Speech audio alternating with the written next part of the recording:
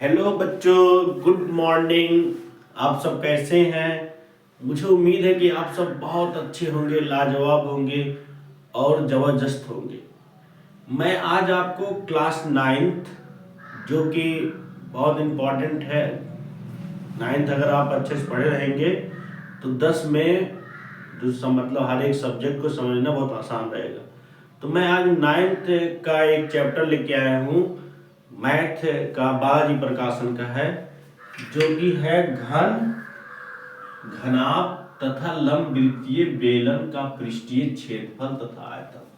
हमें आज तीन चीज समझना है, घन समझना है, घनाभ समझना है और जो लंबवृत्तीय बेलन होते हैं उसे समझना है, और इनके पृष्ठीय क्षेत्रफल और आयतन के बारे में समझना है। तो पहले मैं आपको बताऊंगा, पहले आप सब समझ लीजिए घनाभ के बारे में। पहले पहले समझ लीजिए घनाभ क्या होता है। मैं आपको फिगर में बना के सब अच्छे से बताऊंगा। घनाभ, जिसे इंग्लिश में कहते हैं क्यूबॉइड कहते हैं घनाभ को। इसमें क्या होता है कि जैसे कि इस तरह से मान लीजिए कोई फिगर है, ध्यान समझिएगा घनाभ के बारे में। इसमें 6 आयताकार फलक होते हैं। इसको इससे मिला दीजिए, इसको इससे मिला दीजिए, इसको इससे मिला दीजिए, इसको इससे मिला दीजिए, तो ये जो आकृति बन गया ये घनाभ हो गया। क्या हो गया? घनाभ। ध्यान दीजिए, घनाभ हो गया। मैं नाम दे रहा हूं, मान लीजिए मैं दे रहा हूं जैसे ई, एफ, जी, एच, इसके बाद आई, जे, इसके बाद यहाँ पर के, इसके बाद यल। ये सब मैं देखो, अब इसमें देखिए आप, इसमें आप देखेंगे कि ये जो घनाभ बना है इसमें आयताकार फलक है। देखिए एक फलक, ये देखिए ये आयताकार है कि नहीं है। ये जो एक चित्र है, ये जो चित्र दिख रहा है ना, ये आयत के आकार का है। ये सब क्या है? आयताकार फलक है। तो किसी भी घनाभ में आप देखेंगे, जैसे मैं एक डेस्टर ले रहा हूँ, ये डेस्टर दिख रहा है ना, तो ये भी घनाभ के ही आकार का है। घनाभ के आकार का कि नहीं? घनाभ के आकार का। इसमें भी देखिए, आप देखेंगे कि ये नीचे वाला जो सतह है, ये नीचे नीचे वाला फलक है। इसके बाद देखिए ये इधर वाला जो है, देखिए कितने आयताकार फलक है। एक आयताकार हो गया, दो आयताकार, तीन, चार, पाँच, छः। छः है कि नहीं? एक इधर है, एक इधर, दो हो गया, तीन, इधर का चार, ऊपर पाँच, नीचे छः। तो किसी भी घनाभ में जो है 6 फलक होते हैं। एक ऊपर वाला हो गया, एक नीचे वाला, एक इधर का, एक इधर का, एक ऊपर का, एक नीचे का। तो इसमें 6 फलक होते हैं। मैं लिख दे रहा हूँ यहाँ पर कि जो है घनाभ में 6 आयताकार फलक होते हैं। ये सब फलक जो है दिख रहे हैं ना, ये सब आयत के आकार के होते हैं। 6 आयताकार फलक फलक होते हैं। जैसे 6 आयताकार फलक कौन कौन से? देखिए एक जो नीचे वाला है, जैसे ई, एफ, जी, एच, ये नीचे वाला फलक देखिए ध्यान से। ये देखिए ये दिख रहा है ना, ये आयताकार फलक है ई, एफ, जी, एच। एक है ई, एफ, जी, एच। दूसरा है ये हो गया। इसके बाद ये देखिए ये वाला, ये भी एक आयताकार फलक ही है। ये आयताकार क्या फलक है? जिसका नाम है एफ, जी, के, जे। या आप ऐसे भी लिख सकते, के, जे, एफ, जे लिख दीजिए। के, जी, एफ, जे, एफ, जे। इसके बाद ये दोनों हो गया, ये हो गया, ये हो गया। इसके बाद इस पर आइए, ये भी एक आयताकार फलक ही है। आयताकार क्या है? फलक है। तो ये हो जाएगा आई, जे, के, यल। ये हो गया। इसके बाद देखिए, देखिए एक हो गया, दो हो गया, तीन हो गया। ये एक फलक हो गया, दो हो गया, ये तीन हो गया। इसके बाद ये देखिए चौथा फलक, ये चौथा फलक है, जिसका नाम दे रहे हैं हम आई, यल, एच, ई। ये चौथा हो गया। इसके बाद देखिए 4 हो गया ना, एक हो गया नीचे वाला, ये साइड वाला हो गया, दो, ये 3 हो गया, ये 4 हो गया इधर का। और देखिए ये ऊपर वाला फलक है कि नहीं? ये ऊपर वाला, ये पांचवा ऊपर जो है, जो कि क्या है? एच, जी, के, यल, जो ऊपर रहता है फलक। तो एक फलक है एच, जी, के यल, ये ऊपर वाला। फिर एक नीचे वाला फलक है जो अंदर है, एक नीचे है, ये नीचे वाला अंदर का फलक है जो ई एफ जे के, ये ऊपर वाला एक फलक हो गया, ऊपर वाला जो एकदम है ये ऊपर वाला, ये हो गया ना। और एक नीचे अंदर भी एक फलक है ना, नीचे जो रहता है इसी के ऊपर वाले के पीछे वाला, जिसे हम कहते हैं आई ई एफ जे, आई ई एफ जे। तो कितने फलक हो गए? एक फलक, दो फलक, तीन, चार, पांच, छह फलक हो गए। इसके बाद देखिए इसमें जो है घनाभ का आधार समझिए, दूसरा है आधार। अब आधार के बारे में समझिए। आधार, आधार क्या होता है कि घनाभ का कोई भी आप फलक ले लीजिए, घनाभ का कोई भी फलक ले लीजिए, वो आधार कहलाता है। मान लीजिए मैं घनाभ का ये नीचे वाला फलक ले रहा हूँ, ये नीचे वाला जो फलक है ना घनाभ का, यही क्या कहलाता है? आधार। मतलब इस घनाभ के किसी भी फलक को क्या कह सकते हैं? हम आधार कह सकते हैं। तो मान लीजिए नीचे वाला मैं फलक ले रहा हूँ, तो घनाभ के किसी भी फलक को क्या कहते हैं? हम आधार। घनाभ के किसी भी फलक को आधार कहते हैं। क्या कहते हैं? आधार कहते हैं। इसमें से कोई भी आप फलक ले लीजिए, जैसे मैं ले रहा हूं, जैसे ले रहा हूं, जैसे मैं नीचे वाला फलक ले रहा हूं ई एफ जी एच, ये क्या कहलाएगा? ई एफ जी एच क्या कहलाएगा? आधार के। इसके बाद आ रहा है कि जो है इसके जो है भुजाएं क्या क्या होती हैं? भुजाएं, भुजाएं मतलब ये हुआ कि घनाभ है, तो घनाभ में भुजाएं मालूम है किसे कहते हैं? जो सतह होती है, ये सतह नीचे वाली सतह और ऊपर वाली सतह, तो ये दोनों सतहें जिन जिन रेखा खंडों से जुड़ी होती हैं उसे हम इस घनाभ का भुजा कहते हैं। देखिए जो नीचे वाली सतह है, ये नीचे वाली सतह है, ये नीचे वाली सतह है ना, और ये ऊपर वाली सतह है। ये दोनों सतह जो है किस किस रेखा से जुड़ी हुई है? किस किस रेखा खंड से जुड़ी हुई है? तो ऊपर वाली सतह और नीचे वाली सतह, एक रेखा ई आई ई से जुड़ी है। इसके बाद जो है एक रेखा यल एच से जुड़ी हुई है। इसके बाद एक रेखा जे और यफ से जुड़ी हुई है, और इसके बाद एक रेखा के जे से जुड़ी हुई है। तो ये क्या कहलाएगा? इस घनाभ की भुजा कहलाएगा। नीचे वाली सतह और ऊपर वाली सतह है, जिसे हम फलक भी कहते हैं, ये दोनों फलक जिस जिस रेखाखंड से घिरे हुए हैं, मतलब किसी भी घनाभ के जो फलक होते हैं आमने सामने के, वो जिस जिस रेखाखंड से घिरे होते हैं वो क्या कहलाती है? उस घनाभ की भुजाएं कहलाती है। तो हम लिख सकते हैं इसमें घनाभ की भुजाएं, मतलब भुजा जो होगा घनाभ के आमने सामने के फलक, घनाभ के आमने सामने के फलक, जिन घनाभ के आमने सामने के फलक जिन रेखा खंडों से जुड़ी होती है उन्हें घनाभ की भुजाएं कहते हैं। उन्हें घनाभ की भुजाएं कहते हैं। जैसे देखिए नीचे वाली सतह है, नीचे वाला जो फलक है ई एफ जी एच जो है, और ये ऊपर वाला फलक जो है आई जे के एल जो है, ये जो दोनों फलक आमने सामने के, ये किस किस भुजा से, किस किस रेखाखंड से जुड़ी हुई है? एक आई ई रेखाखंड है, जैसे एक आई ई रेखाखंड हो गया, आई ई हो गया। इसके बाद यल एच हो गया, यल एच हो गया।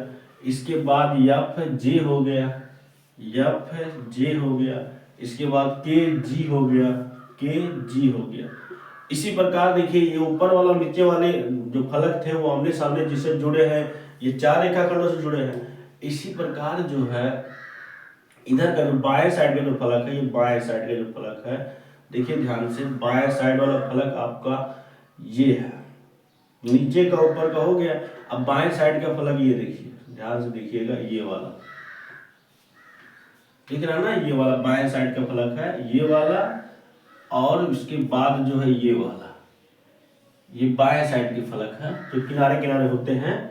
जैसे मैं माचिस की डिबिया ले रहा हूँ, देखिए यहाँ पर है, मान लीजिए माचिस की डिबिया है ना, ये देखिए मैं इसको ऐसे फाड़ दूँ अगर, देखिए इसमें जो है ध्यान दीजिए, ये माचिस की डिबिया है ना, तो ये नीचे वाला फलक है, जो आयताकार है ना ये नीचे वाला फलक है, ये भी घनाभ के आकार का नीचे वाला है, और ये जो ऊपर वाला है ये ऊपर वाला है, मतलब नीचे वाला फलक ऊपर वाला फलक, फिर एक हो नीचे हो गया, एक ऊपर हो गया, एक इधर हो गया, ये इस साइड में जो सामने होता है ये है, इसके पीछे है, 4 हो गया, और एक जो बाएं साइड में फलक है, ये देखिए ये वाला ना, ये जो बाएं साइड में फलक है, उसके बाद एक यहाँ फलक है। समझ में आ रहा है कि नहीं आ रहा है? जैसे ये माचिस की डिबिया होता है घनाभ के आकार का, वैसे ही इसको भी बनाया गया है। ये 3 डायमेंशनल है, त्रिविमीय है। तो देखिए इधर का जो मैं बताया हूँ कि ये जो फलक है, ये फलक है और ये फलक, ये जिन जिन रेखा खंडों से घिरा हुआ है, मतलब जुड़ा है, वो भी भुजा कहलाएगा। तो ये किससे जुड़ा है? यल के से, यल कामा के, यल के से। इसके बाद आई जे से भी जुड़ा है, ये रेखाखंड है आई जे। इसके बाद जो है यच जी से जुड़ा है, यच जी। इसके बाद इससे भी जुड़ा है ई एफ से। ये हो गया इधर की फलक और इधर के फलक जो जिन रेखाखंड से घिरे हुए हैं, मैं उनका नाम दे दिया हूँ। ऊपर वाला नीचे वाला भी हो गया। अब आमने सामने, मतलब देखिए ये ऊपर वाला और ये नीचे वाला हो गया कि नहीं हो गया।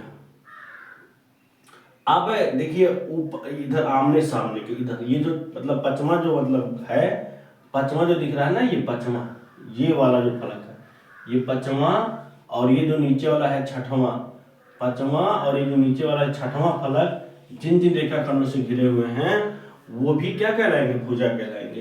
तो ये जो पचमा ऊपर जो है वो जे के से जुड़ा हुआ है, जे के। इसके बाद जो है जे के हो गया, इसके बाद आपका आ रहा है आई यल, आई यल, ये जे के आई यल हो गया। अब नीचे क्या है? ई एच है, ई एच। उसके बाद यफ जी। ये देखिए कितने आ रहे हैं भुजाएं। तो घनाभ की कितनी भुजाएं होती है? देखिए 1 2 3 4 5 6 7 8 9 10 11 12 भुजाएं होती है। तो घनाभ की 12 भुजाएं होती हैं। इसके बाद अब मैं बताऊंगा आपको कि घनाभ का पृष्ठीय सतह क्या होता है। घनाभ का पृष्ठीय सतह,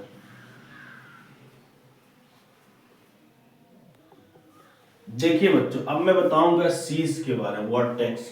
किसी भी घनाभ का शीर्ष क्या होता है? घनाभ है ना, तो शीर्ष मतलब ये हुआ कि कोई भी घनाभ है उसके जो है रेखाखंड जो होते हैं, देखिए लंबाई, देखिए इसमें किसी भी घनाभ में 3 जो है भुजाएं मेन होती है। देखिए लंबाई हो गया, देखिए लंबाई हो गया ना एक, और ये जो नीचे वाला है ये चौड़ाई, जिसे हम बी से प्रदर्शित करते हैं।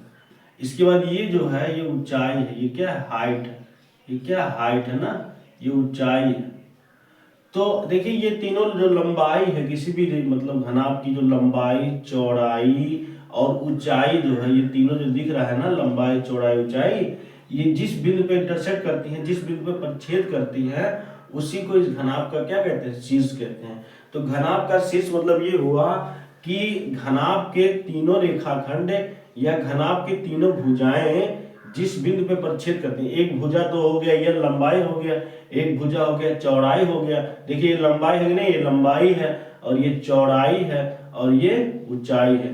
तो ये तीनों जिस पॉइंट पे काट रही हैं उसी को हम क्या कहते हैं? शीर्ष कहते हैं। तो हम लिख सकते हैं कि 3 भुजाओं के परिच्छेदन, 3 भुजाओं के प्रतिच्छेदन, मतलब जहां ये काटती है, प्रतिच्छेदन बिंदुओं को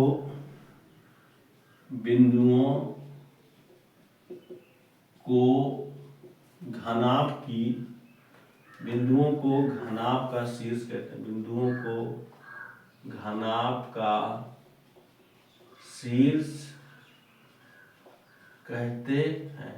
जैसे जैसे देखिए आप, ये जो लंबाई है, देखिए यहाँ पर ई है, ये लंबाई है, ये चौड़ाई है, ये ऊंचाई है। तो ये तीनों जहां काट रही हैं ना, ई पॉइंट पे काट रही हैं, तो एक शीर्ष हो गया, ई हो गया।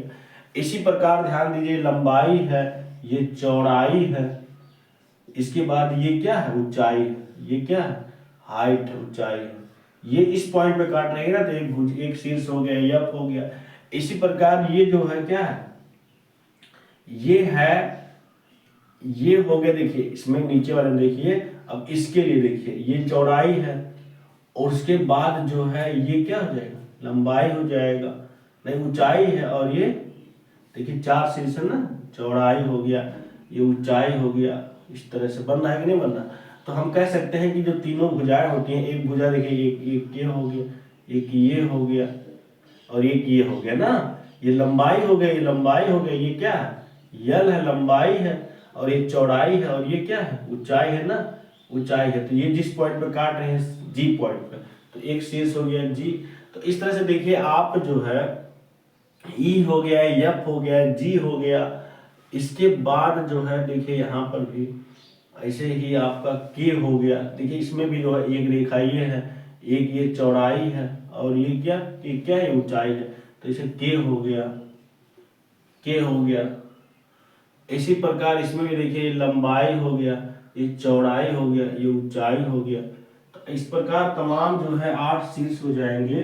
तो ये ए हो, ई एफ है, ई हो गया, ई एफ जी के, उसके बाद यल यल आई, ये जो पॉइंट है सब ना, आई, उसके बाद जे, उसके बाद क्या बच रहा है, यच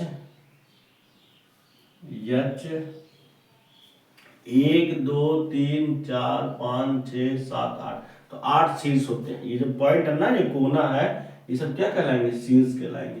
तो ये सब शीर्ष हो गए। जैसे आई हो गया, ई हो गया, एफ हो गया, जी हो गया, के हो गया, यल हो गया, एच हो गया, ये सब क्या है, शीर्ष कहलाएंगे।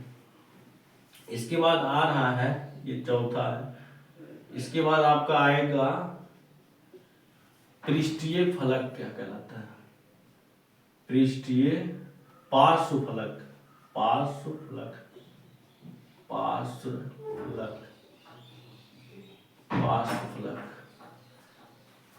जिसे इंग्लिश में कहते हैं लेटरल फेसेस, लेटरल फेसेस, पार्श्व फलक। पार्श्व फलक मतलब ये होता है कि जैसे ये मतलब घनाभ है ना, जैसे मैं यहाँ फिगर बना रहा हूँ, जिसे देखिए यहाँ पर पार्श्व फलक मतलब ये हुआ, जैसे मैं छोटा सा घनाभ बना रहा हूँ यहाँ पर, छोटा सा, देखिए इस तरह से छोटा सा घनाभ में बना दिया। तो पार्श्व फलक मतलब ये हुआ कि ये जो आधार है ना नीचे, मान लीजिए ए है, ये बी है, ये सी है, ये डी है, ये आधार है, ये क्या है, ये आधार है। इस घनाभ का क्या कहलाता है, आधार कहलाता है।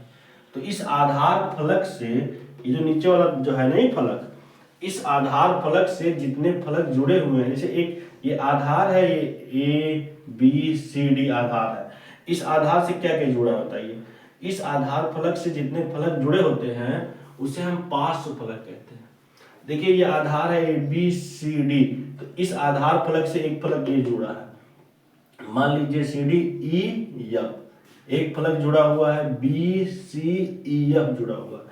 इसी प्रकार इसी आधार से ए बी सी डी से एक फलक जुड़ा हुआ है एफ, उसके बाद मान लीजिए जी एच, एक फलक जुड़ा हुआ है, ए डी जी एच जुड़ा हुआ है। इसी प्रकार इसी आधार से नीचे से एक सामने वाला फलक जुड़ा है, ध्यान से देखिएगा आप सब, ये जो इधर का फलक है जो डी सी ई जी, और उसके बाद पीछे जैसे यही है ना, ये है, ये मान लीजिए माचिस है।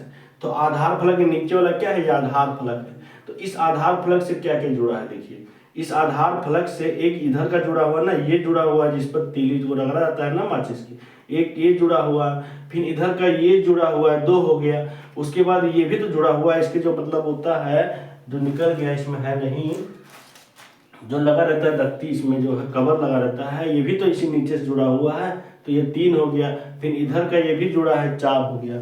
समझ में आ रहा है ना, या मैं इस डेस्टर के सहारे बता सकता हूँ, इसे समझने की कोशिश कीजिए। आप देखिए मान लीजिए नीचे वाला जो सोखता है, ये आधार है, ये घनाभ है, ये भी नीचे वाला आधार है। तो इस आधार फलक से नीचे वाला क्या आधार है, इस आधार फलक से कौन कौन जुड़ा है, एक ये जुड़ा है, ये जुड़ा है ना इसी के साथ, ये जुड़ा है, एक ये हो गया। इसी प्रकार एक ये जुड़ा है, 2 हो गया। इसके बाद ये 3 तीसरा जुड़ा है, फिर इसके बाद ये 4 जुड़ा है। तो किसी भी आधार फलक से 4 सतह जुड़ी होती है। एक नीचे वाला हो गया, देखिए ये आधार, मान लीजिए ये घनाभ है, तो इसका आधार फलक ये नीचे वाला है ना, तो इस नीचे से, ये नीचे वाले से एक ये जुड़ा है, ये एक है, इसके बाद ये दूसरा जुड़ा है, इसके बाद ये तीसरा जुड़ा है, तीसरा, इसके बाद ये चौथा जुड़ा है। तो 4 जुड़े हैं कि नहीं जुड़े हैं इससे। तो इस तरह हम कह सकते हैं कि किसी भी घनाभ में जो पृष्ठीय मतलब जो पार्श्व फलक होते हैं वो 4 होते हैं। तो क्या होते हैं, पार्श्व फलक 4 होते हैं। तो हम लिख सकते हैं कि घनाभ के वो 4 पृष्ठ, घनाभ के वो 4 पृष्ठ, घनाभ के वो 4 पृष्ठ जो उसके, देखिए घनाभ का वो 4 पृष्ठ, एक जो है पृष्ठ इधर का हो गया दाएं साइड का, एक जो है बाएं साइड का हो गया, एक जो है अंदर का हो गया मतलब, और एक बाहर इधर हुआ निकला हुआ। तो 4 पृष्ठ जुड़े हैं ना। तो घनाभ के वो 4 पृष्ठ जो आधार फलक से जुड़े हैं पार्श्व फलक कहलाते हैं। पार्श्व फलक जिसे इंग्लिश में कहते हैं लेटरल फेस, पार्श्व फलक कहलाते हैं। जैसे देखिए ये आधार फलक यही था ABCD, इससे एक फलक जुड़ा हुआ है BCEF जुड़ा हुआ है। तो एक फलक हो गया BCEF, ये पार्श्व फलक है। इसके बाद इधर वाला फलक है ADGH है। इसके बाद एक बाहर निकला हुआ फलक जैसे DG, देखिए एक जो है ये फलक जुड़ा हुआ है ना, इसको मैं लिखा हूं यहाँ पर, ये आधार फलक से जुड़ा हुआ है। ये हो गया पार्श्व फलक। ऐसे ही एक ये जुड़ा हुआ है आधार फलक से, ये दूसरा हो गया। इसके बाद ये भी तो जुड़ा हुआ है, ये जुड़ा हुआ है जिसको हम नाम दे सकते हैं GECD। इसके बाद ये अंदर वाला जो जुड़ा हुआ है ये भी जुड़ा हुआ है, ये जो है ये भी आधार से जुड़ा हुआ है जिसको नाम दिए हैं हम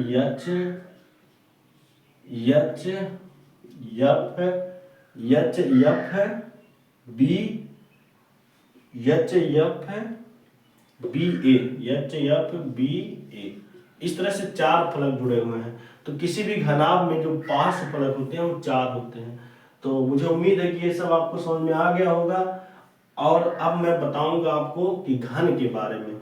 मैं इसका स्क्रीनशॉट ले लीजिए। सेम जैसे घनाभ है वैसे ही घन है, लेकिन घनाभ में क्या होता है कि ये जो लंबाई, देखिए घनाभ में लंबाई चौड़ाई और ऊंचाई अलग है ना, लेकिन घन में क्या हो जाता है कि जब लंबाई चौड़ाई ऊंचाई जो है समान हो जाए, किसी भी घनाभ के जब लंबाई चौड़ाई ऊंचाई, जैसे लंबाई L है, चौड़ाई B है, ऊंचाई H है, अगर ये तीनों क्या हो जाए समान हो जाए ना, तो वो जो है घन बन जाता है।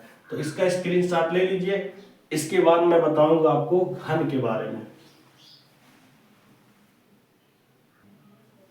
देखिए बच्चों, अब हम बताएंगे आपको कि घन के बारे में बताएंगे। किसके बारे में, घन, जिसे इंग्लिश में कहते हैं क्यूब।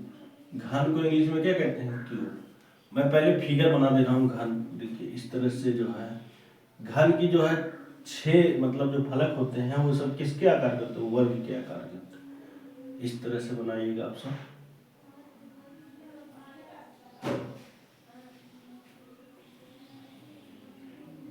ये मैं घन बना रहा हूँ जिसकी जो है लंबाई चौड़ाई ऊंचाई क्या हो, समान, इस तरह से।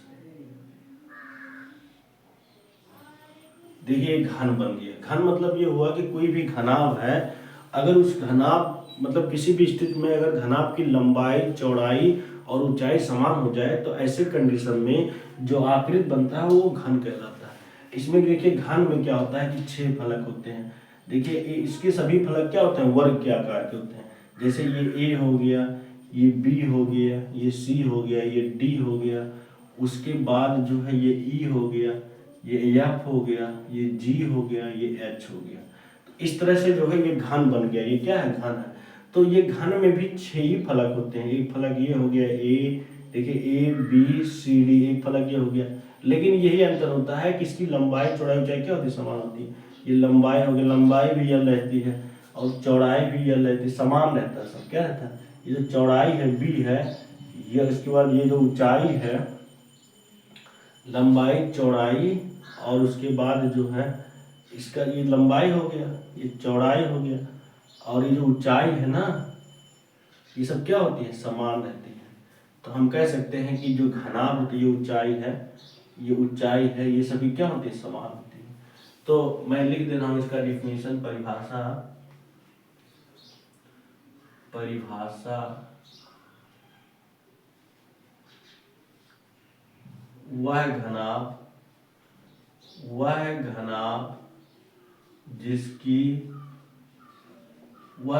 जिसकी लंबाई कामा चौड़ाई और ऊंचाई समान हो तो वह घन कहलाता है। समझ में आया? अर्थात हम कह सकते हैं जब जो है किसी भी स्थिति में जब घन की जो है क्या हो, तीनों भुजाएं आपस में क्या हो, समान हो जाए, लंबाई चौड़ाई ऊंचाई समान हो जाए, तो ऐसी स्थिति में जो मतलब घनाभ रहता है उसे हम घन कहते हैं। अर्थात हम कह सकते हैं कि जो लंबाई है ना वो चौड़ाई बराबर हो जाए और चौड़ाई यश के बराबर हो जाए। तो ऐसे कंडीशन में क्या होता है, वो घना मतलब ये घनाभ जो है घन बन जाता है। तो इसका कुछ विशेष मैं लिख दे रहा हूँ। जिस तरह से घनाभ में जो है 12 भुजाएं होती हैं, जिस तरह से घनाभ में 12 भुजाएं होती हैं और 8 शीर्ष होते हैं, इसी तरह से जो है इसमें भी होता है। तो हम लिख सकते हैं कि घन में 12 भुजाएं कामा 8 शीर्ष व 4 विकर्ण होते हैं, 4 विकर्ण होते हैं। समझ में आया? 4 विकर्ण होते हैं। और दूसरा है, पहला पॉइंट है, दूसरा है कि घन के जो प्रत्येक पृष्ठ होते हैं, घन के प्रत्येक फलक जो होते हैं ये वर्ग होते हैं। घन के देखिए ये नीचे वाला जो फलक है ना, ये A B C D क्या है, वर्ग के आकार का। तो लिख सकते हैं कि जो है घन के हर एक पृष्ठ क्या होते हैं, वर्ग होते हैं। घन के हर एक पृष्ठ जो होते हैं, हर एक पृष्ठ वर्ग होते हैं। बस आज मैं इतना ही रहने दे रहा हूँ। आज मैं 2 चीज बताया हूँ घन और घनाभ के बारे में, जो कि डिफिनीशन और कितने फलक होते हैं, कितने किनारे होते हैं, कितने शेष होते हैं और पार्श्व फलक क्या कहलाते हैं, विकिरण क्या होते हैं, इनसे रिलेटेड और मतलब घनाभ में क्या क्या होता है, लंबाई चौड़ाई ऊंचाई क्या होता है, उसके बाद आधार फलक क्या होते हैं और शीर्ष क्या होते हैं। उसके बाद मैं घन के बारे में सब बताया हूँ डिफिनीशन। तो आप सब इसका रिवीजन कर लीजिएगा अच्छे से। इसके बाद मैं नेक्स्ट लेक्चर में बताऊंगा कि पृष्ठीय क्षेत्रफल क्या होता है। उसके बाद मैं बताऊंगा घन का पृष्ठीय क्षेत्रफल क्या होता है, घनाभ का पृष्ठीय क्षेत्रफल क्या होता है। इसके बाद मैं अगले नेक्स्ट लेक्चर में बताऊंगा। और आप सभी को देखने के लिए बहुत बहुत धन्यवाद। आप सब चैनल को सब्सक्राइब करिए, लाइक करिए। बहुत बहुत आपको धन्यवाद।